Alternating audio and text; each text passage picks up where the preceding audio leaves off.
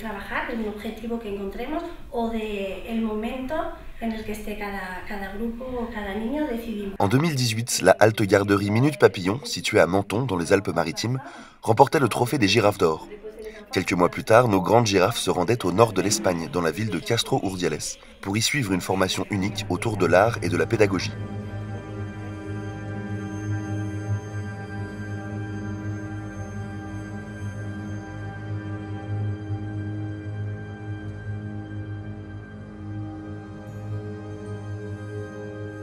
Nous voici au centre Créatectura, pour une session de formation au cours desquelles les professionnels seront mis à la place des enfants.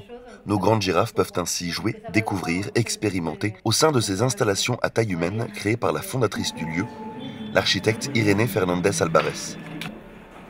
On essaie de sortir des principes de l'éducation classique qui est un peu fondée sur des idées d'uniformité pour proposer des ambiances qui sont beaucoup plus riches, qui ont l'opportunité de s'adapter beaucoup plus à les besoins et les potentiels et les défis de chaque enfant. Parce que chaque enfant se développe d'une façon différente et donc on est basé sur ces principes de la neurodiversité. C'est un peu difficile avec des espaces uniformes, on fait tous la même chose au même moment de la même façon, de répondre à ces besoins-là.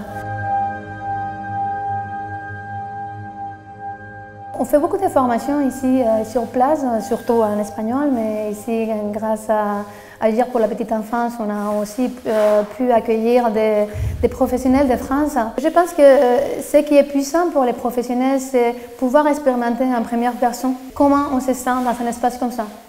Comment on se sent justement quand on a la possibilité d'expérimenter à partir des choses simples, à partir du sensoriel, comment ça joue la musique, comment ça joue la lumière. Et comment... Donc je pense que ce qu'on offre, il y a un discours évidemment aussi parlé, mais surtout il y a un discours par l'action, un discours par l'expérimentation. Le choix est à l'enfant. Qu'est-ce que ça permet? Ça change tout, parce qu'on est plus habitué à avoir des espaces où l'action de l'enfant est dirigée par l'adulte. Quand on fait une installation, c'est toujours des objets qui permettent des actions multiples. De cette aisselle, on peut l'accumuler, on peut dessiner avec, on peut utiliser les objets pour les enfiler et faire des tours. Donc quand on voit une douzaine d'enfants dans un espace très simple comme ça, on va avoir 12 histoires différentes. Ça nous permet, nous, de nous mettre dans un autre rôle. On sort du rôle d'être en train de guider l'enfant pour être dans l'observation active. On s'occupe de l'espace, on observe ce que les enfants sont en train de faire et comme ça, on a énormément d'informations qu'on n'aurait pas autrement. Donc on découvre beaucoup plus l'enfant, on peut savoir de quoi l'enfant a besoin et à partir de là, on peut faire une intervention pédagogique. C'est là toute la particularité de cette pédagogie libre qui inspire aujourd'hui de nombreux lieux d'accueil de jeunes enfants. Des univers artistiques et esthétiques, des atmosphères envoûtantes et surtout une liberté totale pour les enfants qui peuvent ainsi s'approprier ces lieux, s'y amuser et s'y exprimer sans aucune contrainte ou consigne. Pour les 3 girafes d'or, auxquelles l'association Agir pour la petite enfance a permis de venir suivre cette formation, c'est une expérience complètement nouvelle, une source d'inspiration. Le fait d'avoir été à la place de l'enfant et d'avoir été en situation, c'est quelque chose qu'on a pu ressentir et du coup on comprend mieux peut-être notre rôle en tant qu'accompagnant lors de cet apprentissage lié au mouvement.